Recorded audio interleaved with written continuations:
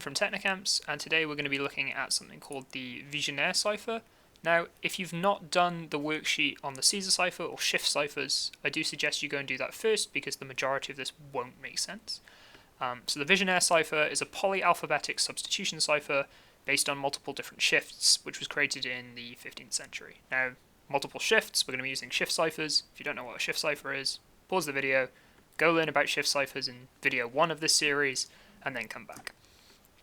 It's been misnamed the Vigenère Cipher because it was actually created by a guy called Giovanni Balazzo, not Vigenère himself.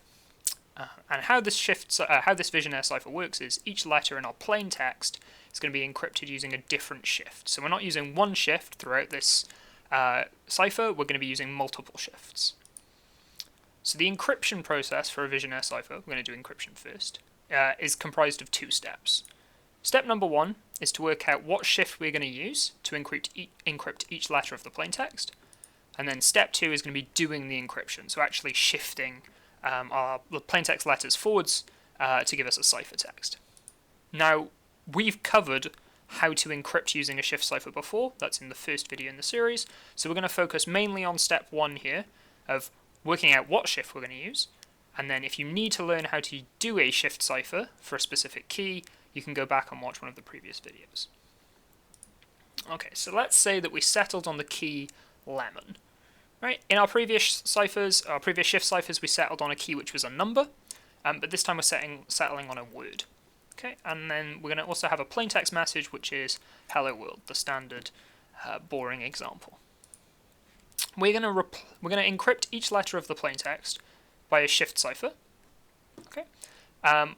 And we're going to use the shift cipher which replaces the letter A with the appropriate letter of the key.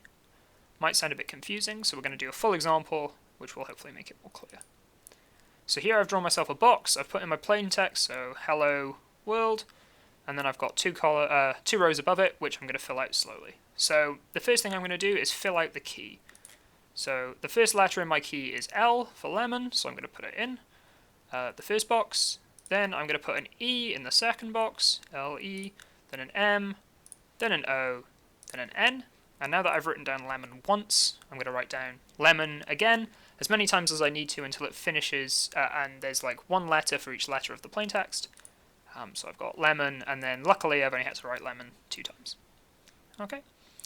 And now we're going to encrypt each of these letters in our plaintext according to the shift used, so that A is encrypted by first the letter L, then we're going to use a different shift, so A is encrypted as the letter E, then we're going to use a different shift, so A is encrypted as the letter M, and so on.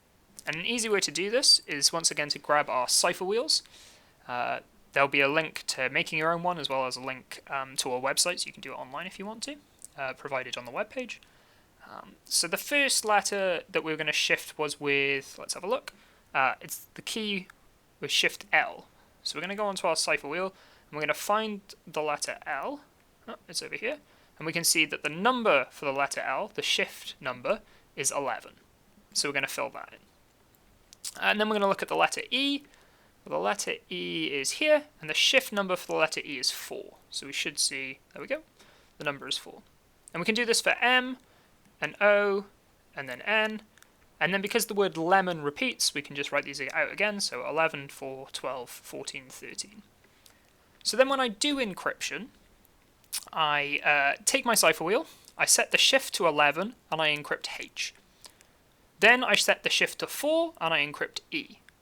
Then I set the shift to 12, and I encrypt L. Then I set the shift to 14, and I encrypt L. And then I set the shift to 13, and I encrypt O. Now that I finished lemon once, I start the word lemon again, so I set the shift to 11 and encrypt W, and so on. Okay, so now we know what shift we're going to be using for the encryption. For each letter, we just go through and do the normal shift cipher encryption 1 letter at a time. So shift of 11 to encrypt H, shift of 4 to encrypt E, shift of 12 to encrypt L, 14 for L, 13 for O, and then we start again. So 11 for W, 4 for O, 12 for R, 14 for L, and 13 for D. Okay, and if we did this using the key, so if we encrypted hello world using the key lemon, using a Vigenère cipher, we would get SIXZB HSD ZQ. Okay, so this is all encryption, and now we're going to look at decryption. So decryption has 2 steps, just like encryption had 2 steps.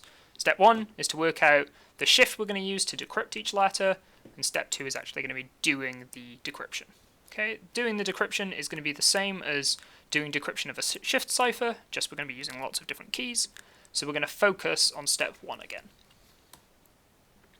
So let's say that we know that the key used for encryption was bugs, B-U-G-S, and the ciphertext that we received was H-I-U-V-N-I-B-A-F-M.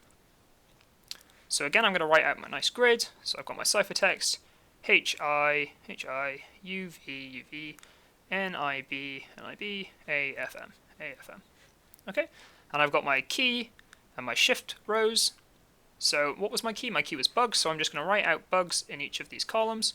So I put the B in, then the U, then the G, then the S. I've written out bugs once, so I'm going to repeat it. So I write B, U, G, S, and then I repeat it again, B, U. I don't have to write the G and S on the last one because I've got the same length key now as the same number of letters in my ciphertext. Okay, so now that I know which letter is being encrypted with each letter of my key, I now need to go and work out what shifts these actually are. So I go back to my Cipher Wheel, and I see that encrypting with the letter B would be using the shift 1, so I need to use the shift 1 when I decrypt. So I put the letter 1 in. Encrypting with the letter U, you should find it, it's over here, was a shift of 20, so when I decrypt I also need to use a shift of 20, so that goes in there. Same for G, G is 6, and then S was a key of 18. And now that I've got all of the keys and the shift numbers needed for the word bugs, I can just fill them out for the rest of the key. So 1 under B, 20 under U, 6 under G, 18 under S, and so on. And now that I've got all of the shift numbers I need, I can just go and do the decryption one letter at a time using each of these keys, just like I would with a normal shift cipher.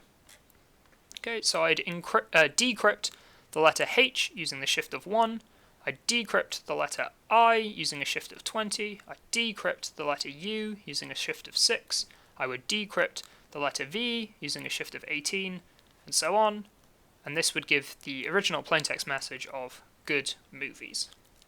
Now this is quite difficult, so take your time with the worksheet. All of the worksheet quotes are from movies. They're some of the favourite movies of the staff members at Technocamps. If you're struggling, you can come back to the video and watch that, and I definitely say maybe you want to watch the Shift Cipher video again because that will definitely help you. Okay, good luck, and I hope you get some points.